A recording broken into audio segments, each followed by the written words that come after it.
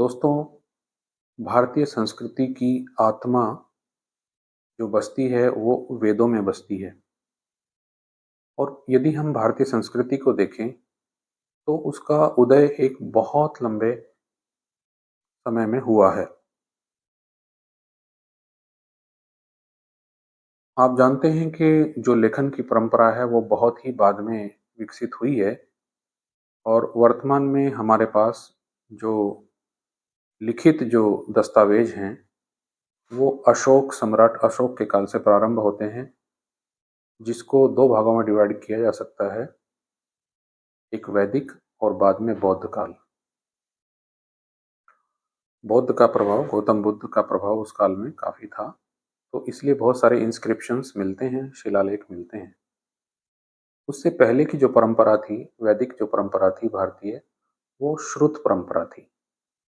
यानी कि एक पीढ़ी से दूसरी पीढ़ी में वो सुन के चलती रहती थी, उसी रूप में चलती रहती थी।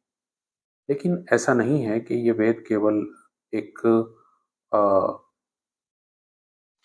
संहिता के रूप में ही आगे बढ़े, बल्कि अलग अलग रूप से इनको बहुत ही विशद रूप में व्याख्यायित भी किया गया।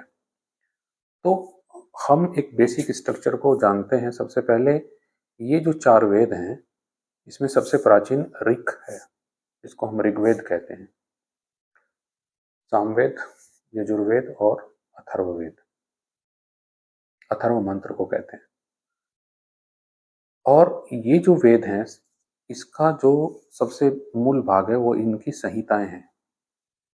संहिता का अर्थ क्या होता है कि बहुत सारे चीज़ों को संक्षेप में कहना। देखिए, सबसे बड़ी बात क्या है कि जब भी आप किसी व्यक्ति को कोई चीज़ स्मरण कराना चाहते हैं और ये चाहते हैं कि वो बहुत दीर्घ काल तक उसकी स्मृति में बनी रहे, तो उसको बहुत लंबे व्याख्यान देने की आवश्यकता नहीं है, वरन छोटे-छोटे सूत्रों में उसको कंठस्थ कराया जाता है।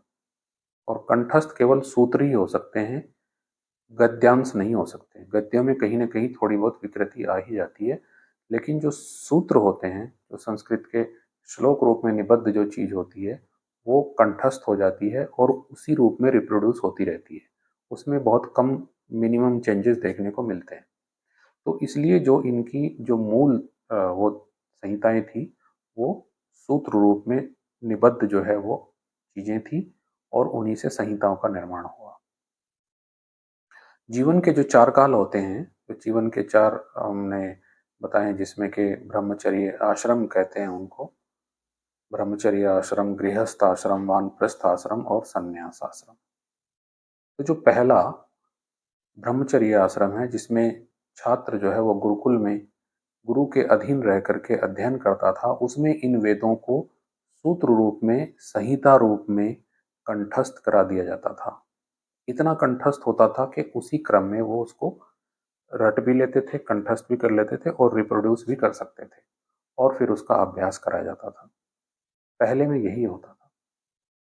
सूत्र रूप में उनको पूरी चीजें, हालांकि उनको उनके सब अर्थ पता थे, लेकिन मूल जो है वो संहिता रूप ही थे। सब वेदों की अपनी अपनी संहिताएं थी, जैसे ऋग्वेद की संहिता, यजुर्वेद की संहिता, सामवेद की संहिता और अथर्ववेद की संहिता। यजुर्वेद में तो यज्ञ से संबंधित ज्ञान है, और सामवेद में जो गायन है, छंद आदि, और अथर्व में जो है वो मंत्र हैं, मंत्र चिकित्सा और प्रकृति आदि के बारे में वर्णन है। इसके बाद जब गृहस्थ आश्रम में व्यक्ति प्रवेश करता था, तो इन्हीं वेदों के जो दूसरे स्वरूप हैं, जिनको हम ब्राह्मण कहते हैं, उन ब्राह्मणों को, क्योंकि वो प्रायोगिक रूप में जो गृहस्थ जीवन में काम आने वाले विभिन्न प्रकार के जो संस्कार आदि हैं, उन सब का उनमें वर्णन था और उसका काफी विस्तार भी था। तो इसलिए वो सारे जो ब्राह्मण ग्रंथ हैं, वो गृहस्थों के लिए सुरक्षित थे। 50 वर्ष पे जब गृहस्थ आश्रम कंप्लीट करके लोग वन की ओर प्रस्थान करते थे, जिसको वानप्रस्थ कहते हैं, उस स्थिति में जो है, जो वेदों के इसके भाग थे या वेदों के जो रूप थे, वो आरण्यक थे। और लगभग लगभग जिस प्रकार से ब्राह्मण है, उसी प्रकार से आरण्यक भी हैं। मैं इसका वर्णन एक पूरी स्लाइड में आगे करूंगा, अभी केवल इसको संक्षेप में आपको मैं बताना चाहता हूँ। ये सारे आरण्यक वानप्रस्थ के समय में, जो 50 वर्ष से और 75 वर्ष का काल था, उसमें लोग इनका अध्ययन करते थे। और 75 वर्ष में जब वो संन्यास ले लेते पूर्ण रूप से, उस समय जो है वेदों की जो विस्तृत व्याख्या है, जिसको ज्ञान की पूरी भंडार जिसको हम कहते हैं उपनिषद, उन सभी उपनिषदों का वहाँ पे अध्ययन कराया जाता था। तो इस प्रकार से जो संहिता ब्रह्मचर्य आश्रम या गुरुकुल में ब्राह्मण, गृहस्थ और आरण्यक, वानप्रस्थ और जो उपनिषद हैं, वो मूलतः संन्यास आश्रम में उनको करके और फिर आदमी मोक्ष को प्राप्त कर लेता था। तो इस प्रकार से वेद जो है वो व्यक्ति के जीवन में उसके जन्म से लेकर के और मृत्यु उपरांत उसका एक पूरा क्रम चलता रहता था। वो सारी श्रुत परंपरा थी, क्योंकि लेखन का कोई विधि नहीं थी। उसके बाद फिर क्या हुआ कि जो ये वेद काल, अलग अलग धारणाएं हैं, इसको लाखों साल पुराना माना जाता है। कहा जाता है कि जब से सृष्टि प्रारंभ हुई तब से वेद वेद हैं, आदिकाल से। क्योंकि उनका कोई लिखित ऐसा दस्तावेज नहीं है, लेकिन बाद में फिर लोगों ने उन पे विभिन्न प्रकार की जो पांडुलिपियां लिखी। वेदों के आगे फिर इन्हीं पर आधारित विभिन्न, वैसे तो वेदों के यदि हम भाग करें तो उसमें देखिए सबसे पहले होती है श्रुति, जो कि ये श्रुत रूप मैंने आपको बताया सब, इसमें संहिता, ब्राह्मण, आरण्यक और उपनिषद। उसके बाद है स्मृति। तो उसके बाद स्मृतियां लिखी गई इन पे। स्मृति में जैसे मनु स्मृति है, याज्ञवल्क्य स्मृति है, पराशर स्मृति है। इस प्रकार से ये स्मृति जो है ये ग्रंथ है। इसके बाद दर्शन है, दर्शन ग्रंथ है, आगम है, अनेक प्रकार के 6-7 प्रकार के जो है वो ग्रंथ हैं। दर्शनों में यदि देखा जाए तो दर्शन 9 हैं। जो 6 दर्शन हैं वो आस्तिक हैं, और जो 3 दर्शन हैं उनमें से एक पूर्ण नास्तिक है और 2 आंशिक नास्तिक हैं। जो पूर्णतः नास्तिक है उसको चार्वाक कहते हैं, और चार्वाक परंपरा भी भारत में खूब पली बढ़ी है। जो आंशिक रूप से जिनको नास्तिक मानते हैं उनमें बौद्ध और जैन दर्शन है।